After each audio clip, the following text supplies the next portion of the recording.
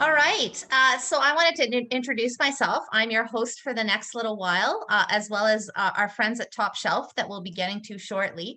I'm so privileged and excited to bring to you the new GenNext. I'm so privileged to work with a great team at United Way.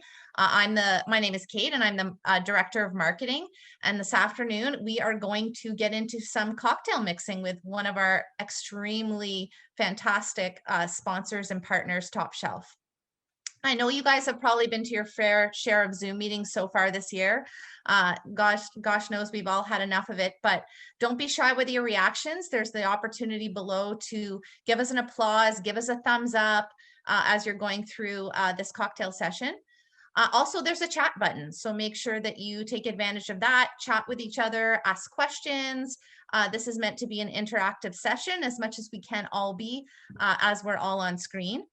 And if you obviously have questions for our special guests from Top Shelf, feel free to drop them in the Q&A in the chat. We have some amazing moderators that will get to your questions, pass them through to me, and we'll be able to get those to Sarah and the team to be able to answer them. So hopefully you find this really interesting and exciting, and hopefully you get to ask some questions that you've always wanted to ask about cocktails. So making sure that if you feel comfortable that you're on video, if not, obviously we understand it's the end of the day, but it's nice to see everybody's faces and to be able to connect with each other as well. But before we get started, I wanted to take a moment to truly appreciate how privileged we all are to be here. We at United Way East Ontario acknowledge that our offices are located in the Ottawa region on the unceded, unsurrendered territory of the Anishinaabe Algonquin Nation, whose presence here reaches back to time immemorial. Each and every day, we are grateful to live, work, and play on this land. So just a moment of pause.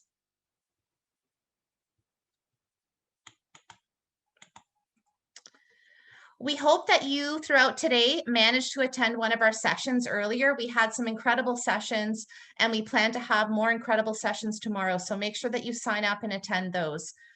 For those who have attended a GenNext Mix and Mingle or a Schmooze Fest in the past, we know we can't completely recreate it, but our attempt here is to definitely connect with each other, have that moment of pause, relax with each other, mix and mingle.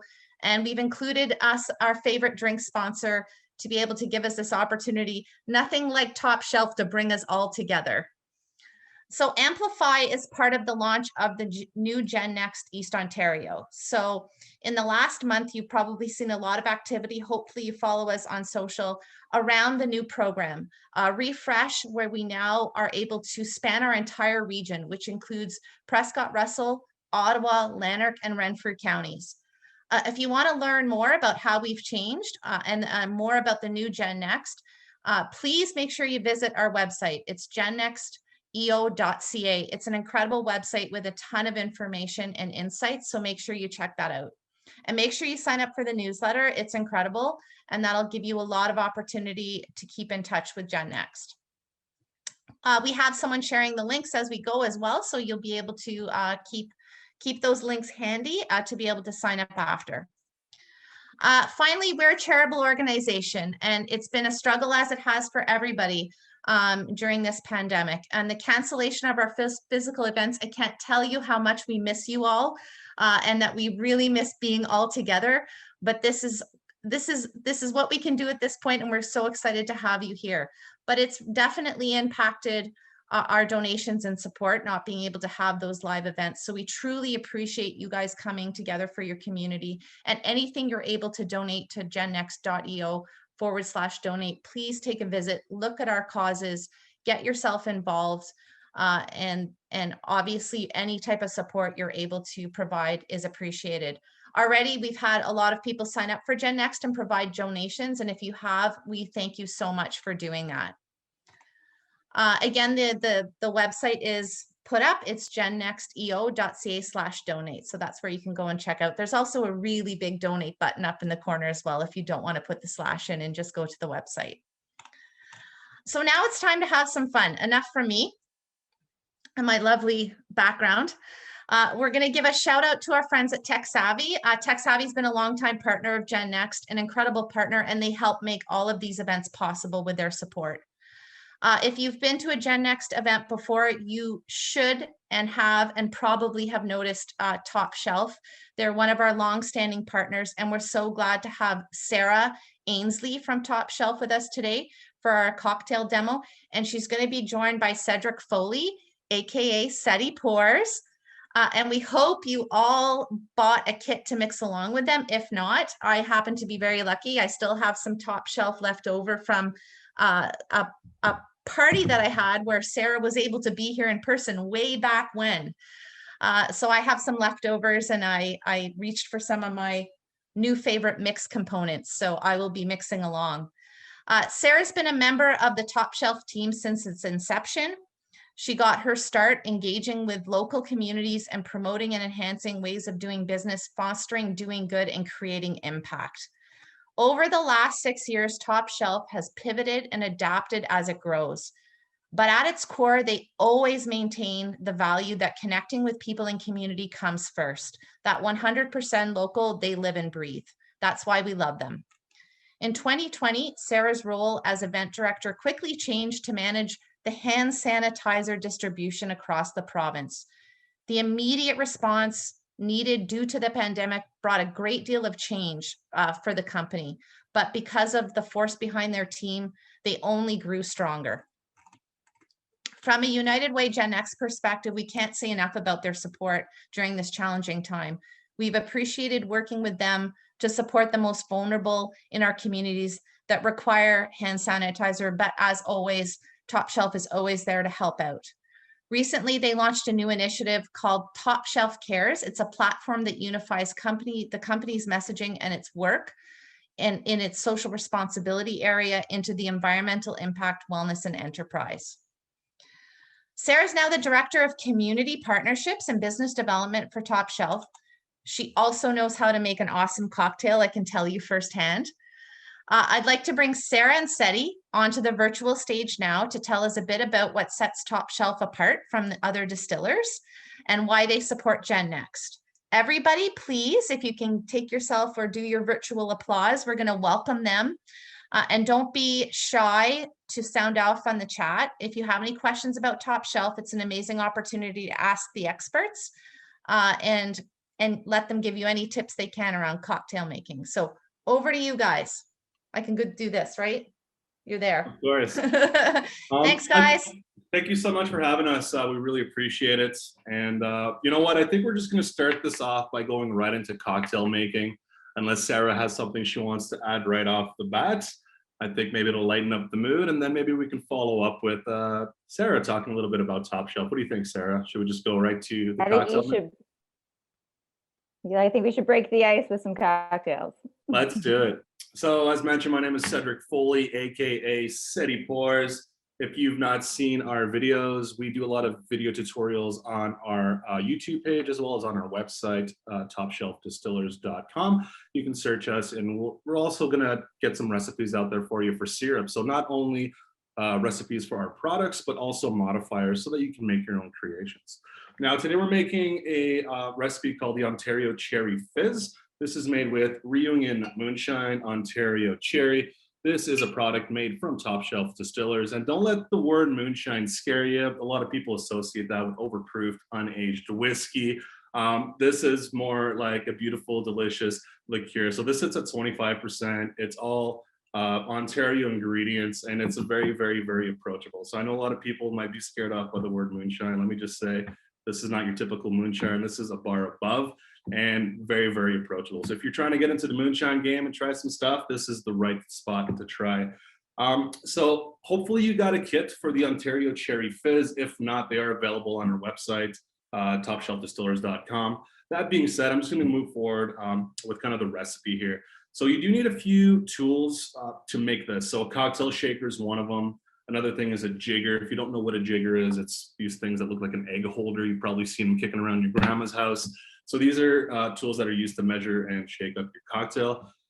If you don't have these, not everyone's a pro bartender. You can always find a substitute. So when we're talking about ounces, because that's how we're going to be measuring our liquids, keep in mind that every half ounce is 1 tablespoon. So if you don't have a jigger to measure at home and I say you need an ounce of something, you can go to the drawer, grab yourself a tablespoon, 2 of those, and that's your ounce right there. So we've got that part settled. So for measuring, you're going to be set. When it comes to shaking, of course, I've got my own set of cocktail shakers. Not everybody has that at their disposal. You can always use a Tupperware, but it's going to be hard to strain out, you know, with the lid. My favorite thing to use would be a mason jar. So if you've got a mason jar at home, you can always put some ice in here and your cocktail ingredients, give that a good shake. And to strain, honestly, everybody's always got some extra caps. Just grab a nail and a hammer, bust some holes in there, and you got like a camping style shaker and strainer. So just some tips for you guys. You don't need to go spend a fortune to make some delicious cocktails. I know it can be a little intimidating when you're looking at cocktail recipes. You're like, oh, I don't have these tools. I don't know how to measure. I just told you. So we just settled that. So let's move right into the recipe here, guys. So of course, I've got my cocktail shaker, and we're going to introduce the ingredients to this cocktail. So when you're building a cocktail, I recommend always starting with the non-alcoholic ingredients. So if you have a mix up or you mess up, you put too much, you can dump it out because it's the least expensive thing. So that being said, we're going to start off with some freshly pressed lemon juice. We're going to go for 3/4 of an ounce. What this does, it adds some acidity and some brightness. So a lot of the times when you don't know why your cocktail at home is not tasting super good, chances are you're missing that acid component, which is going to balance off some of that sweetness and soften off some of those harsher notes on stronger liquors. And then, of course, I'm going to add some simple syrup. So simple syrup, as the name dictates, it's simple to make. It's just 1 part sugar and 1 part water. You can use 1 cup, 1 cup, half a cup, half a cup. Just bring it to a light simmer, and you want to dissolve all the sugars. You're going to end up with a clear syrup, and this can last all the way up to a month in your fridge, right? Ideally, I'd say after 2 or 3 weeks, get rid of it. You're going to see after a month, you might start getting some mold, but because of the sugar content, it'll last quite a bit. So we're going to add half an ounce. So this is going to sweeten our cocktail, but that's not all that simple syrup does. It is fairly viscous, and this is what's going to give you a nice, rich texture on your tongue. So when you're drinking a cocktail, you don't want something that's too light and too watery like water. You want to have like a nice silky feel on your tongue. And this is one of the ingredients that's going to give you that umph and that extra mouthfeel. So it makes it a little bit more enjoyable texturally when you're drinking a cocktail, because, you know, it's not about aroma and it's not just about flavor. Texture is a big component when you're eating something. Like, I'm sure y'all know someone who doesn't eat mushrooms. They're like, oh, I love mushrooms, but I hate the texture. Case in point, this is what we're talking about here, right?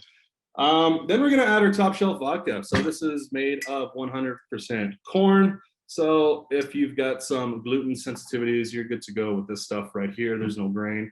So that's all corn. Super, super, super smooth vodka. And honestly, I've never had anything taste quite like this. I would drink this over Grey Goose any day because it's our water, really. The water that we use and the procedure that we use to distill and to filter, everything adds to vodka. So what makes vodka unique, it's neutrality. So the more neutral it is, the more enjoyable it is, right? So that's what it is. It's a nice neutral spirit that you can easily mix with other things. So then we're gonna add some Ontario Cherry Moonshine. This is made with Ontario cherries. We're gonna go for 1 ounce of this as well. So the reason we added the vodka was just to add a little bit more of an alcoholic component. Since this is sitting at 25%, we're doing 1 ounce. It is very potent flavored as well. And I wanted to just, you know, not over flavor it with cherry flavor, but also add some extra alcohol content because, you know, it's after work, you gotta let loose a little bit. So that's where the vodka helps a lot of times. If you're making a nice cocktail, you wanna add a little bit more booze, but you don't wanna really mess up the flavor of the ingredients that you've got going so far in your cocktail. Vodka is a good way to go. Then I'm gonna add just some ice to my shakers. So the bigger the ice, the better, because it's got a larger surface. So the smaller your ice, the quicker it's gonna melt and it's gonna crack up a little bit more as well. You don't wanna use it necessarily right out of the freezer when you're gonna be shaking it because it's not tempered yet. So it's gonna crack quicker. You're gonna get a lot more little shards, and all those little shards are gonna add extra dilution to your cocktail, which you don't really want. You wanna keep that flavor. Really all you wanna do is dilute a little bit, but mainly you wanna chill. So I've got all my ingredients right in here. I'm gonna snap this down and give it a good shake.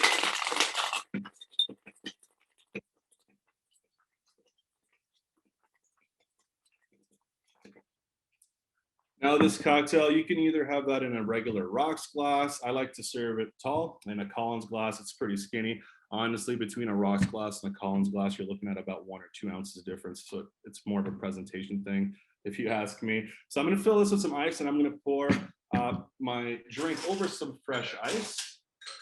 So every time you're shaking a cocktail, you're gonna want to pour that over fresh ice, because there's gonna be some ice shards in here. You're gonna want to strain that out. Basically, everything in my tin right now is ice cold, and all that this ice is gonna do is maintain that temperature. So it's not gonna dilute as quickly as if I just put a room temperature liquor on here, right? So I'm just gonna grab my strainer. Like I said, if you don't have a strainer and shaker, mason jar, bust some holes on the lid, you're good to go. So we got a nice pink, I'm gonna drop this a little bit here. There we go. So we got a nice pink color here, a lot of cherry aroma, a lot of cherry flavor. Then we're gonna add something fizzy. So this is basically kind of a twist on a Collins. If you've had a Tom Collins cocktail, you're looking at spirits, you get some lime juice or some citrus, some sweetener, and then some soda water. Basically, we're following that Collins formula, but we've modified just about everything in here, right? So over here, we've got what we call Groovy, dry Secco. This is an alcohol-free Prosecco made in Canada. I absolutely love this stuff. Super grapey flavor. If you can't find it, by all means, use regular Prosecco, booze that thing up, like make it extra boozy. Or you can just put some soda water. If you got some flavored soda water, it really doesn't matter. The important thing is make it fizzy. Put something fizzy in here. Get that effervescence, get those bubbles. So I'm just gonna top that up just like that. And then of course, our last little touch, I've got some top shelf, too bright, cherry bitters. So we've got some fresh and floral cherry blossom bitters. What I'm gonna do is dab that all the way up top. And I'm gonna go heavy on this because I love this stuff. And it's gonna give me a nice layer of red on top. You get kind of this nice little cherry float. And then of course, we need a garnish. I'm gonna use some maraschino cherries. You can use the radioactive red ones. You can use the real ones from Luxardo. It's really up to you. This is kind of my secret thing. I love these radioactive ones, just like the 70s, right?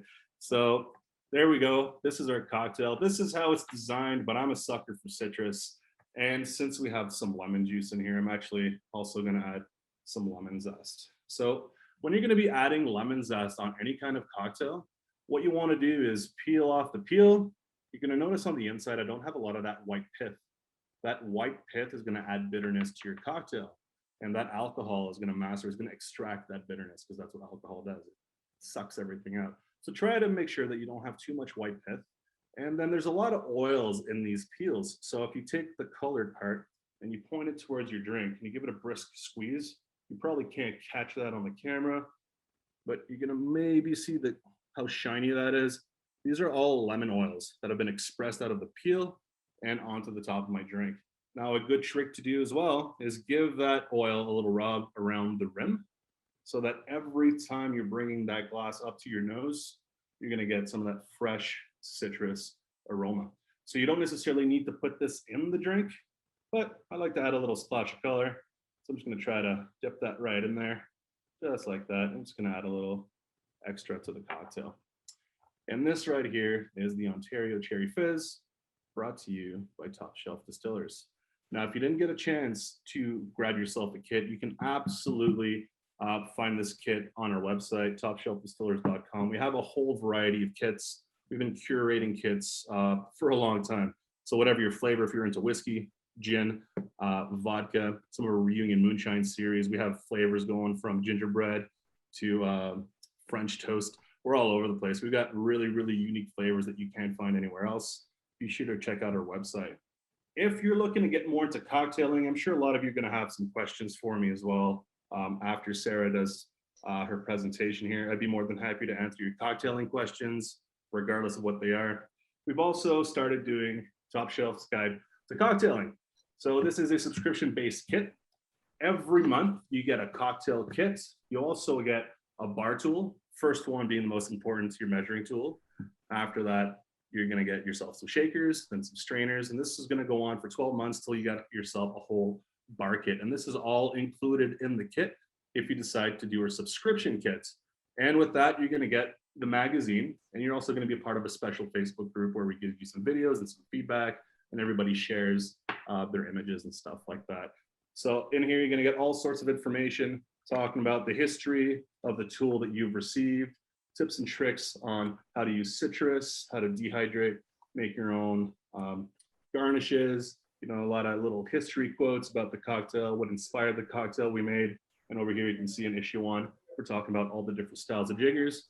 And I guarantee you that the ones that you have, I've only picked the best ones. So you can guarantee you get the professional stuff. And I kind of trash talk a few other tools too and say why not to buy those and why the one you got is the best tool. So that kind of concludes what I've got going on here for you guys so far. And Kate, if you want to take over here. And thank you so much, guys. Appreciate it. And again, you can find all that information at topshelfdistillers.com. Be sure to subscribe to our YouTube page as well. That looked amazing. I love anything cherry or lemon, sign me up, right? Like everybody's got those flavors that they love.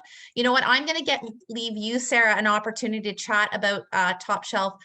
I really skimmed over a lot of the things you guys have been through in the last little while and how you pivoted to support the community. So I'm excited to give you the floor to talk a little bit about Top Shelf and where you guys have been in the last year and where you're heading.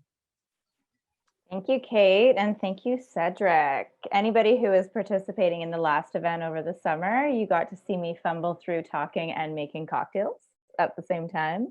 And recently we got to bring in an expert. So Cedric came to us after coming from Alberta and moving to Smith Falls, and we are so delighted to have him. And he has kind of taken us to new heights in the company, which has been great. So thanks, Cedric. So yeah, as Kate had done such a wonderful introduction, we have changed a lot in the last year, 2 years. And through those growing pains, we've come out and we've learned a lot. Through the pandemic, we definitely had to move into an online market, which we weren't familiar with. So everything kind of shifted into a Shopify platform, and Storefront became just kind of a distribution destination for hand sanitizer, which we were so grateful to be able to do that. And we continue to still do hand sanitizer and donate to the community and get it out to other restaurants and a variety of people that need it still. So going on to an online platform, we became very product focused because that was the only way that we could get so many of our goods into one platform that people could easily understand. And with that, we realized in November, December timeframe that we no longer had a voice as a company. So in January, we really wanted to do something from the storefront perspective, just to brighten the spirits, even of the team internally.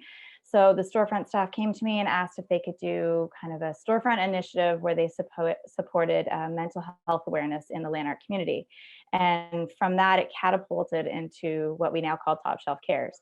So right from the beginning, as many of you know, we've always been a company that the spirits were a catalyst to make change. So it wasn't just about bottom line, it was about creating impact in our community and always putting interactions with people first. So we didn't have a place to land that anymore because we weren't in the community. We were no longer with a voice. So Top Shelf Cares became the voice. So January, we kind of put it together, and I mean, it's still a work in progress, but we now have a mandate that every month we work with a different charitable organization in our community, and we align different product partners and different initiatives in order to support a fundraising initiative and awareness that goes to each of these charitable organizations. So this month was great because it was United Way. So we're happy to be present and working with United Way again. And as Cedric mentioned, the subscription kits, $2 from every subscription kit goes towards the charity. Any of our cocktail packages that we sell online, no matter where it goes to, we build in a charitable aspect to it. So $2 from each of those goes to charity as well. We're doing a bottle drive this Saturday at the Distillery. The bottle drive is in conjunction with Operation Come Home, which many of you in Ottawa would know about already.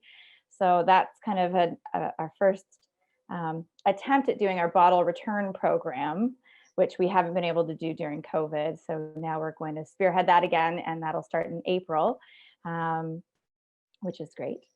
So the funds for Operation Come Home, they're managing all of the bottles and all that good stuff. So we try to do anything we can to stay present and active in our community and hear kind of the voice of what needs to be done. And then we figure out how to support it.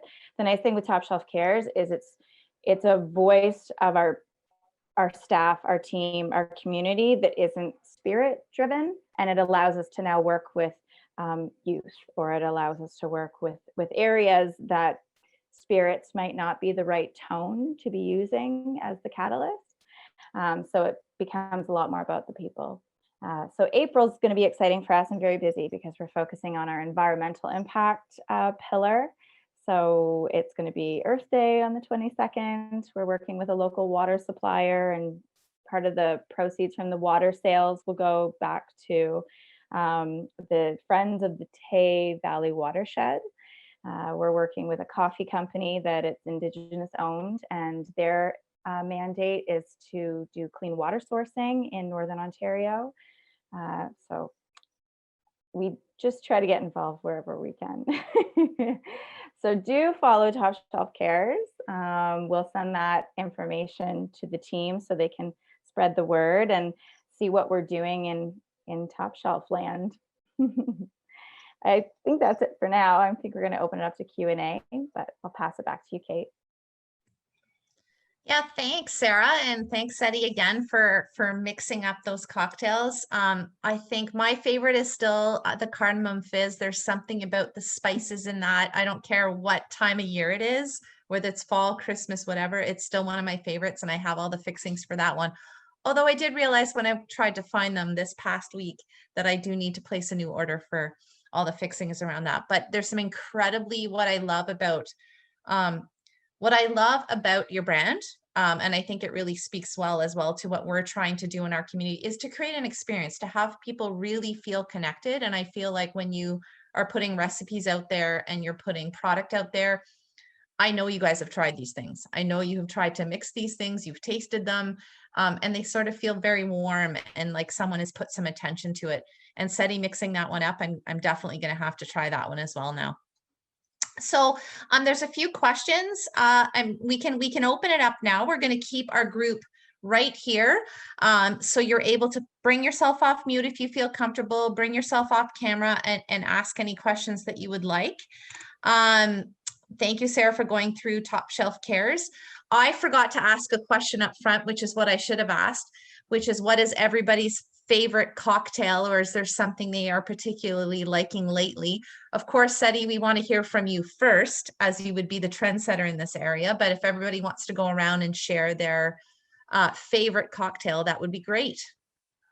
Yeah, I'll start. My absolute favorite cocktail, I don't drink it that often, but it's definitely my favorite because it's so unique. It's a cocktail called The Last Word.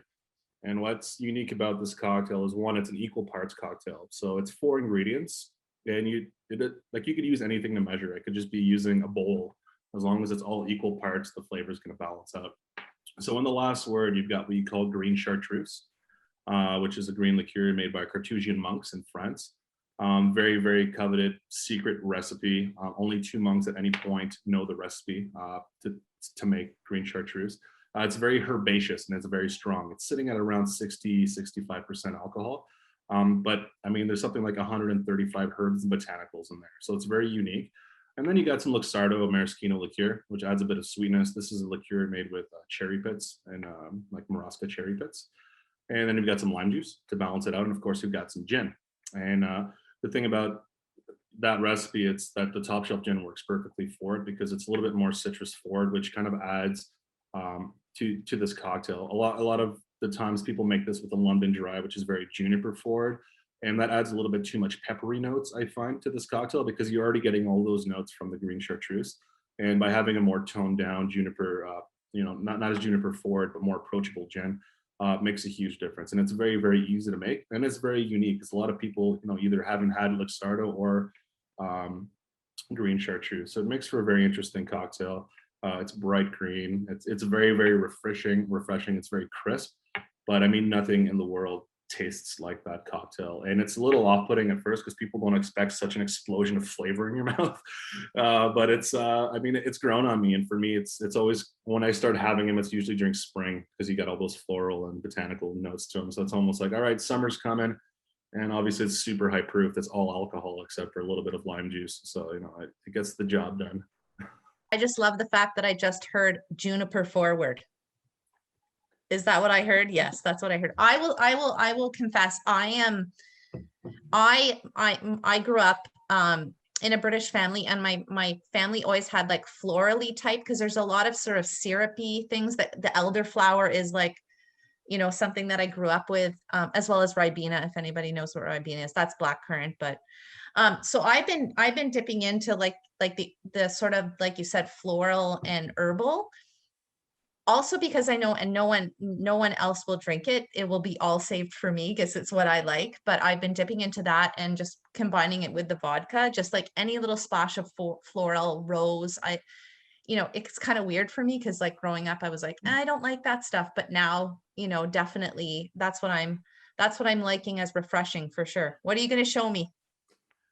So this is just for everybody else. If you don't know what juniper berries look like, so I've got a little jar of juniper berries here. And they're berries that get dried. And whenever you're drinking a gin that has a lot of that pine flavor to it, this is what you're tasting, because these grow in little coniferous shrubs. So they're like little trees, basically. They look like, I don't know, like little Christmas trees, but they're these bushes, and these little berries grow on them, and they actually have the same flavor as, you know, the needles and the aromas. So when people say, oh, I don't like gin because, you know, it tastes too much like pine trees. Well, that's because you're looking at the juniper. So if you're getting something like a London style dry gin, like anything that comes out of, you know, the UK, that's traditionally how it was made. Because what makes a gin, you need the citrus, you need the juniper. If you don't have those ingredients, you can't call it a gin. But that's what's nice about the top shelf product, is that we use some nice grapefruit peels in there as well. And it's a little bit softer on the juniper. So for people who tell me, and my girlfriend's one of those people where she swears that she hates gins, but I've shown her a couple little gins, and Top Shelf is one of them, where she's like, wow, this is not too bad. Like, I can actually drink this. I'm like, yeah, it's because we're not overdoing it with the juniper like some people do. Like, you look at some IPAs where it's almost like, how much hops can you put in this beer? You know, I feel like some gin producers are doing that as well with the juniper. What we're doing at Top Shelf, we're trying to find that right balance. And there's a reason that it's one of our top selling products, is because the gin it's very, very approachable. So if you think you don't like gin, I challenge you to trying the Top Shelf gin and giving it a second chance. And a lot of the times, the thing with gin, people think they don't like gin, but it's the tonic water, because they always think gin and tonic. Have a gin and soda. You know, soda has like a neutral flavor. There's some minerality to it because it's carbonated, and carbon does have like some mineral flavors to it. But try gin with soda, skip the tonic. I'm not a big tonic guy. I don't like the quinine, like the bitter flavor that comes with tonic. But I mean, give gin a second chance, guys. I mean, I grew up thinking I hated gin until I've had a gin that I enjoyed. And then it turns out it was the tonic I didn't like. It wasn't even the gin. So I'm just throwing that out there for people who are skeptical about gins. I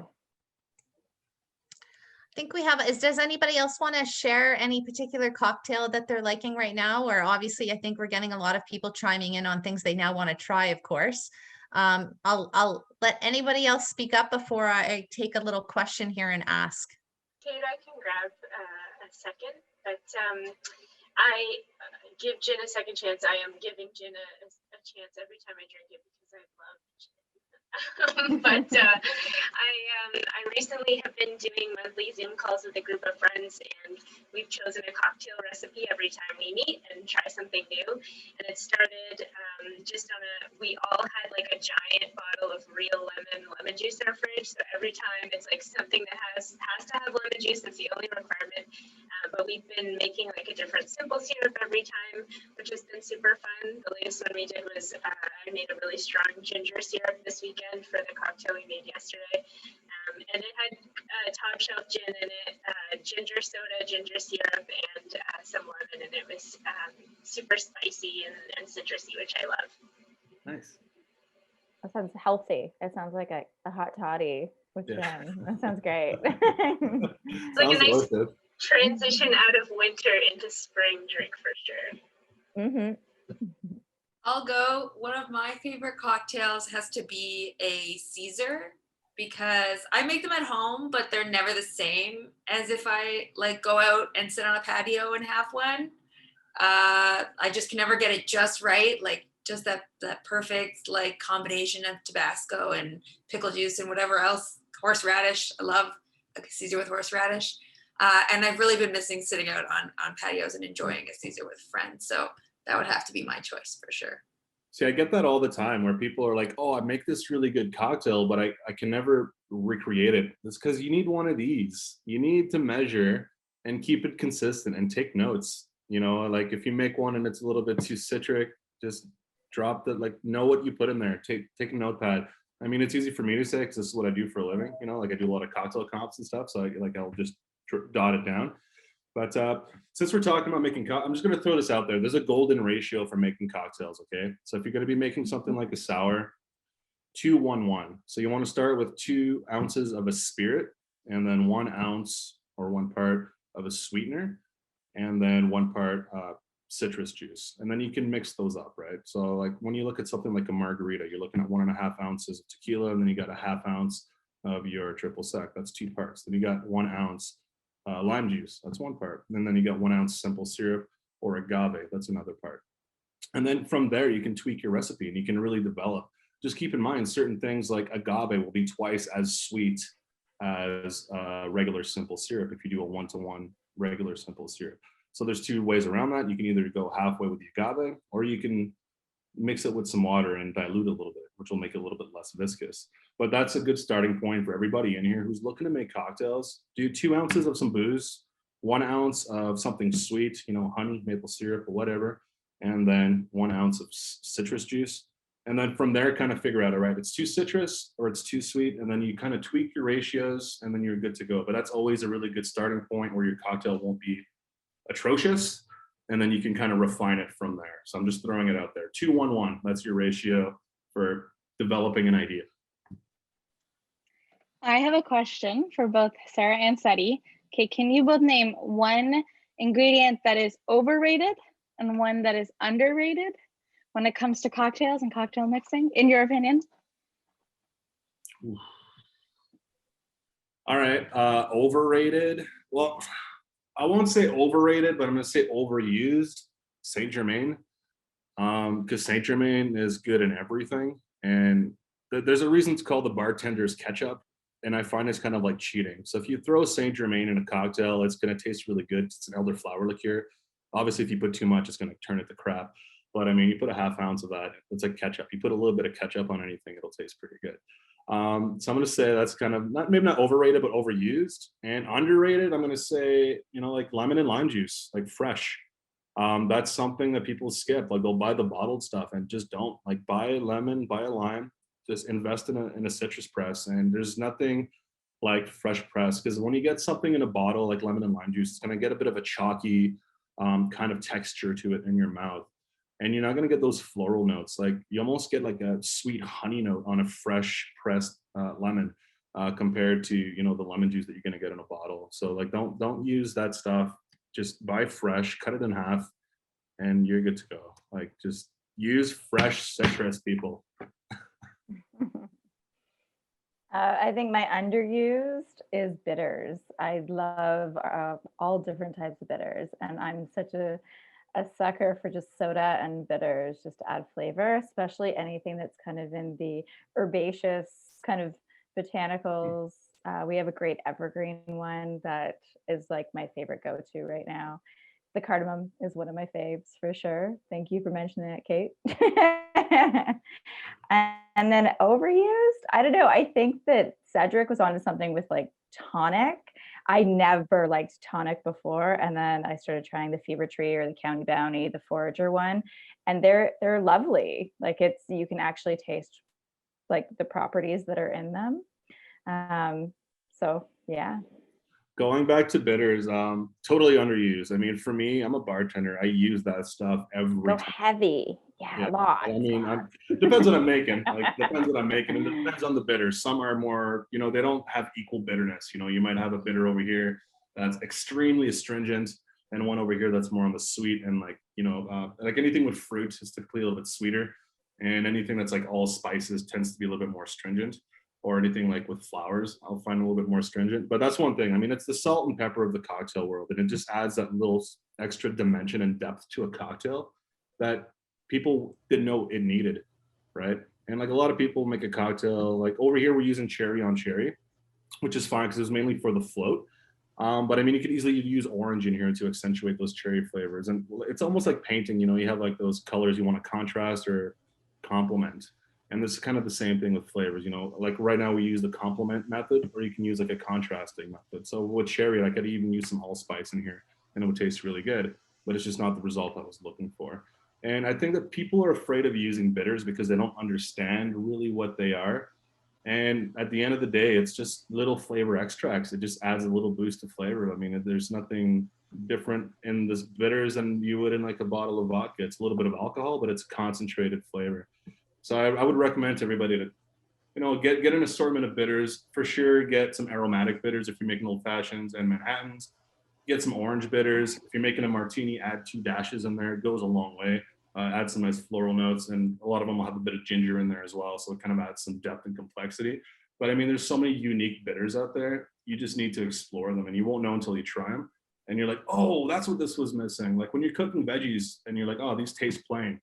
You throw in a pinch of salt in there, and the flavors just explode, right? It's that little something that goes a long way, and bitters interact the same way in the cocktail world. So I agree with Sarah here on the bitters, because for me, it's just a no-brainer because I use them all the time. But I feel like people who don't work the industry kind of overlook bitters as like something they don't need. But I mean, you need salt and pepper, right? Same mentality.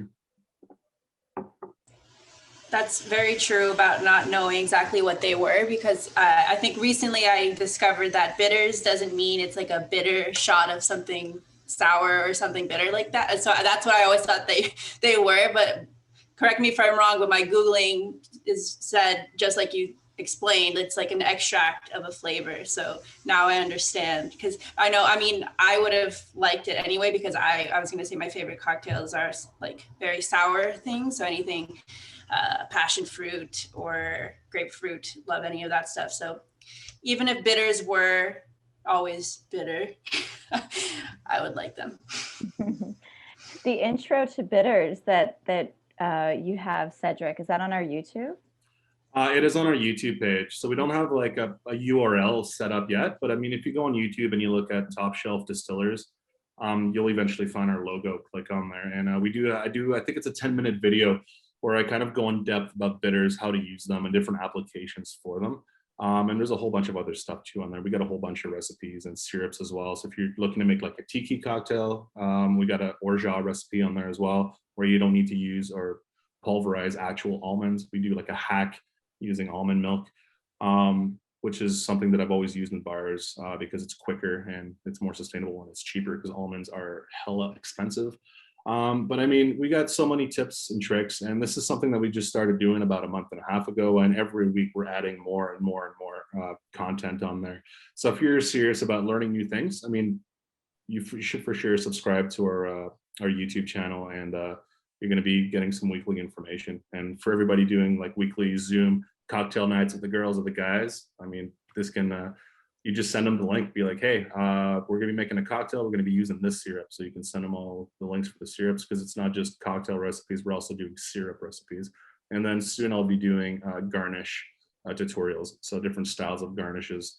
So this is all coming up. We've got some big plans for, you know, to try to get that content out there. Because for me, it's all about understanding. And if you don't understand how to make a cocktail, or, you know, what goes in a cocktail, if you don't understand the ingredients, it can get a little bit intimidating. And I want people to feel more comfortable. And I mean, people watch cooking shows, they cook at home, might as well watch cocktail videos and make cocktails at home.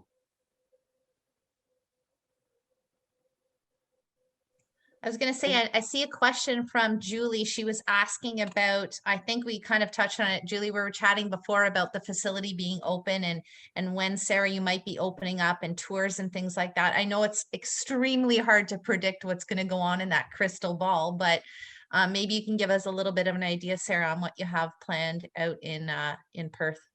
Yeah, we've had a tentative dates 2 or 3 times already, and it never fails. We go into the red color, like right around the time we're about to open. So, I mean, it really is kind of like just how the region is doing with our cases. We do offer tastings when we're in the green, but when we're in the red, we close that down again. As far as tours go, our facility has been stretched to the max. So, in order to do kind of tours on a safe level, we just don't have the capacity to do it the way we used to. But we are looking at doing outdoor activities this summer. So we do want to enhance the offering to people coming as hyper local tourists. So that's kind of our focus come May. We're working a lot with the Highland Lanark Tourism Board and figure out ways to kind of brighten up our community. We are a destination in Perth, but there's not a lot of neighbors around us. We're in an industrial area. So we are inviting like food trucks to come out. We have a facility out front where there's kind of a little spot where your dogs can be in a fenced area. We're doing lawn games. So we're creating kind of a little bit of an atmosphere here. And with that will be a patio. So we are going to be offering cocktail service, but we're trying to figure out if it's going to be more on the ready to drink side of things. We'll be partnering with other breweries in the area as well and offering their goods. So it all comes down to safety first. But we will be opening the storefront as soon as it's safe to do so. Behind our little vestibule, we are getting all of the things ready to do it. It's such a great little spot. And I think that's the one, we're talking a little bit in terms of a wrap up and things to look forward to. I think it's what I've looked forward to and done, which I think all of us have had to look in our own backyards for things to do and things that are close to home. And I love the main drag of Perth.